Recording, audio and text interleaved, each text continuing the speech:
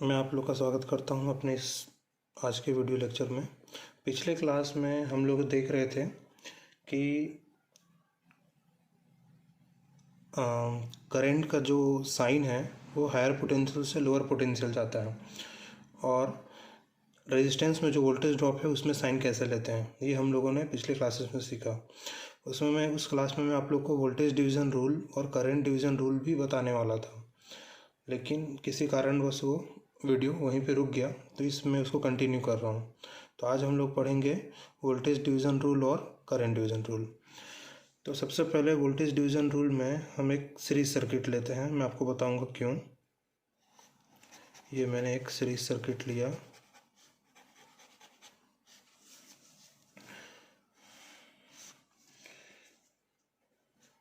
इसको मैंने कोई एक डीसी बैटरी वोल्टेज के साथ कनेक्ट कर दिया जिसका वोल्टेज है V।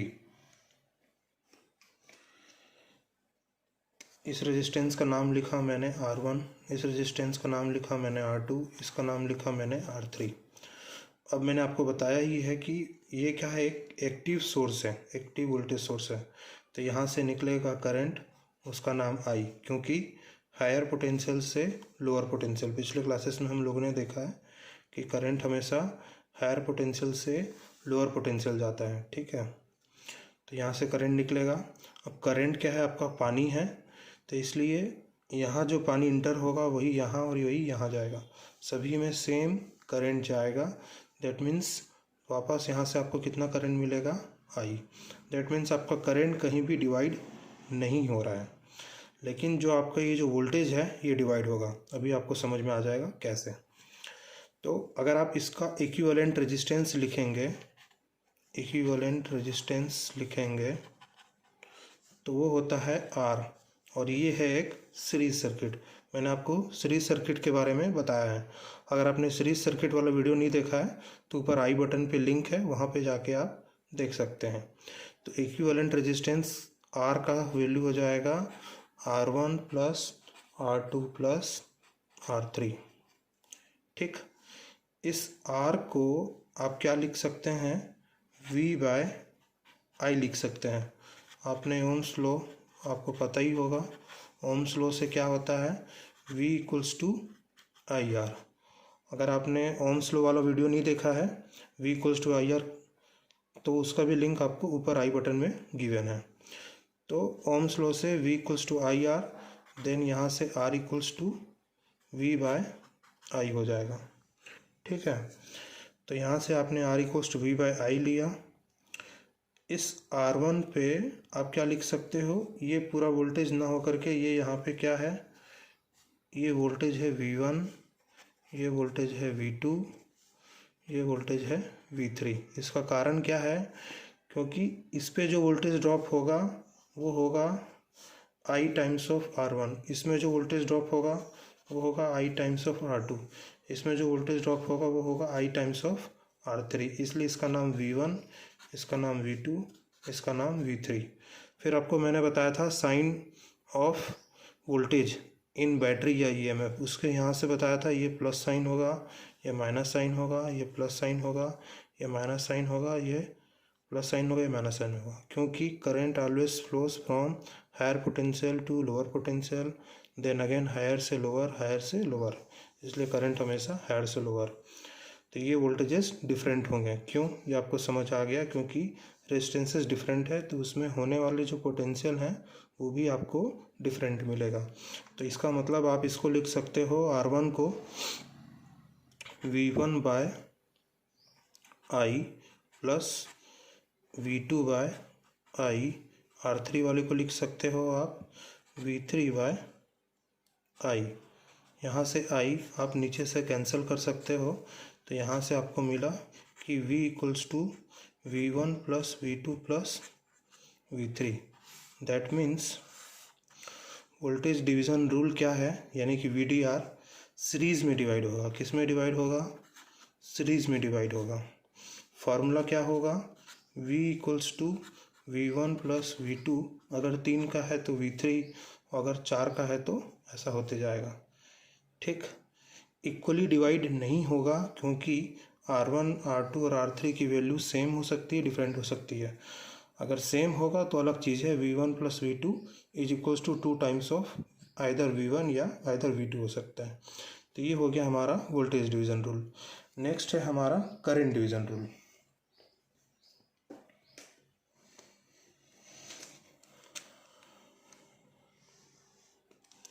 नेक्स्ट है हमारा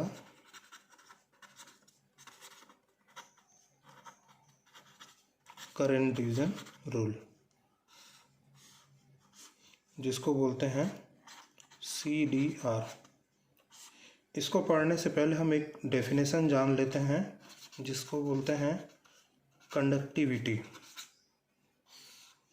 कंडक्टिविटी क्या होता है? इसको रिप्रेजेंट करते हैं G से। G is equals to 1/R। G equals to 1/R, मतलब जो 1 रेजिस्टेंस है उसको हम लोग बोलते हैं कंडक्टिविटी। तो यानी कि इस R1 को जब हम 1/R1 लिखेंगे तो वो हो जाएगा कंडक्टेंस। इसका यूनिट क्या हो जाता है? यूनिट हो जाता है, आप फार्मूले से लिखिए, यानी कि ओम इनवर्स या फिर सीमेन। क्या हो जाएगा? सीमेन या फिर ओम इनवर्स।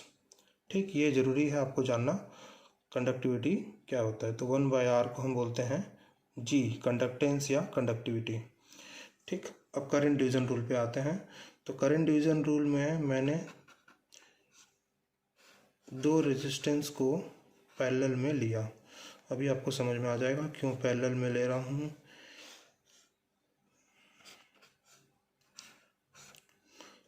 ये एक सोर्स है, डीसी वोल्टेज सोर्स।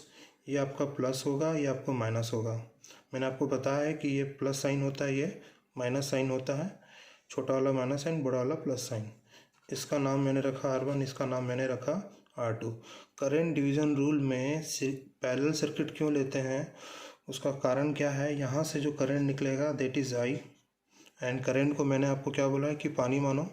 पानी यहाँ से जाएगा, एक पाथ ये है, एक पाथ ये है। दोनों पाथ में सेम डिस्ट्रीब्यूट हो सकता है, हाफ डिस्ट्रीब्यूट हो सकता है, कुछ भी डिस्ट्रीब्यूट होगा, फिर वापस जाके यहाँ पे आई आ जाएगा। दैट मीन्स करंट क्या हो रहा है? डिवाइड हो रहा है R1 में और R2 में। इसलिए करंट डिवीज़न रूल कहाँ अप्लाई करना है? जहाँ पे हमारा पैरेलल सर्किट हो। क्या हो? पैरेलल सर्किट हो। वोल्टेज डिवीज़न रूल कहाँ अप्लाई करना है? जहाँ हमारा सीरीज सर्किट हो। ठीक है, तो अब इस पे आते हैं। अब यहाँ पर करंट डिफरेंट होगा, दैट मीन्स इसको मान लेते हैं I1, इसको मान लेते हैं हम I2। ठीक है, अब आपको पता है कि I इक्वल्स टू क्या होगा? I1 होगा प्लस I2 होगा। ये आपको एक चीज़ पहले से पता है। दूसरा आपको पता है कि I1 इक्वल्स टू क्या होगा? ये वोल्टेज पैरेलल में है दोनों, तो सेम होंगे। तो I1 इक्वल्स टू आप क्या लिख सकते हो? V/R1 and I2 equals to V/R2। अगर आप इन दोनों रेशियो को डिवाइड करोगे तो आपको मिलेगा I1 divide by I2 equals to V/R1 into, ये क्या हो जाएगा अपोजिट में, यानी कि R2 डिवाइड बाय V। इसको नीचे लाएंगे तो अपोजिट हो जाएगा, तो ये V और ये V कैंसिल। यहाँ से मिलेगा आपको I1 divide by I2 equals to R2 by R1। अब मैं यहाँ से कंडक्टेंस को यूज़ करूँगा।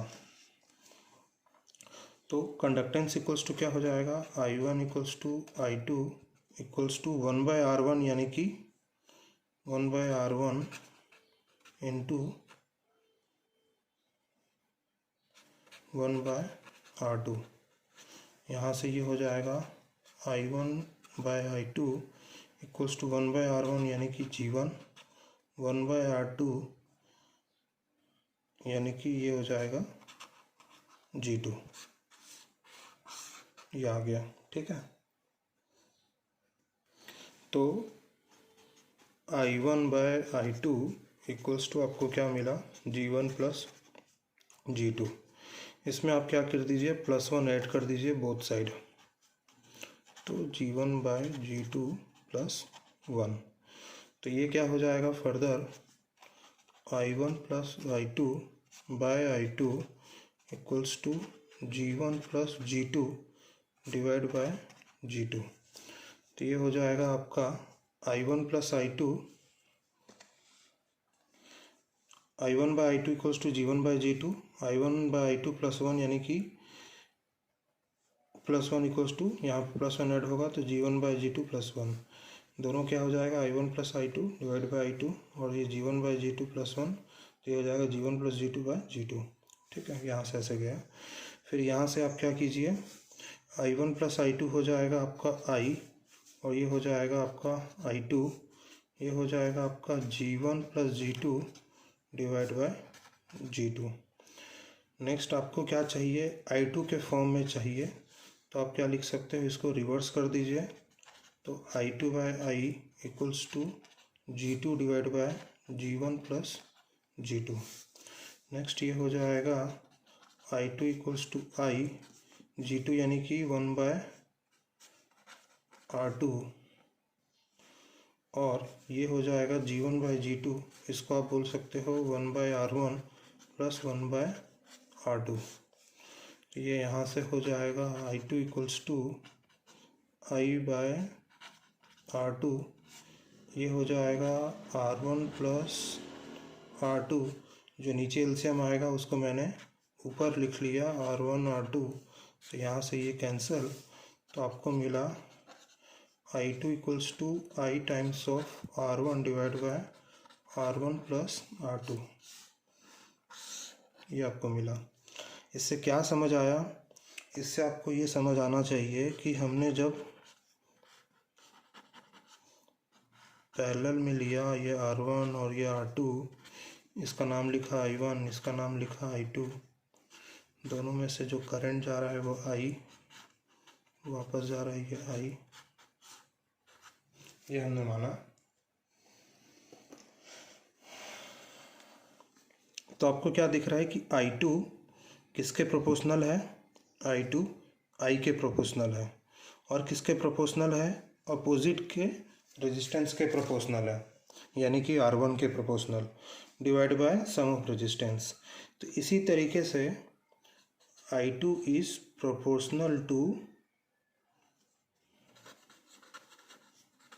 अदर ब्रांच रेजिस्टेंस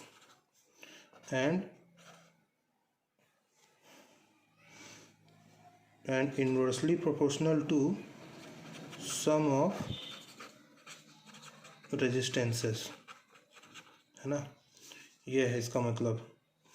तो अगर आपको इसी तरीके से I1 का लिखने कहा जाए तो I1 क्या हो जाएगा, I1 equals to I into, कहाँ पे करंट निकाल रहे हैं हम, I1 यहाँ पे निकाल रहे हैं, तो अपोजिट के प्रोपोर्शनल यानी कि R2 divide by inversely proportional to sum of resistance यानी कि R1 + R2। तो ये होता है हमारा current division rule.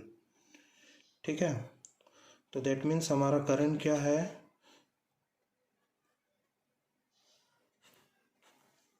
Proportional to other branch resistance, ठीक, and inversely proportional to sum of resistance. ये 2 के लिए वैलिड है, 3 के लिए आप ऐसा नहीं कर सकते। ठीक है, नेक्स्ट वाले क्लासेस में हम पढ़ेंगे ओम्स लॉ, इंडक्टेंस, कैपेसिटेंस। ठीक है, मिलते हैं नेक्स्ट वीडियो में, तब तक के लिए take care, bye bye. Channel को लाइक और सब्सक्राइब नहीं किया है तो चैनल को सब्सक्राइब कर लीजिए और बाकी लोगों को भी शेयर कीजिए जिनसे उनको भी हेल्प हो सके।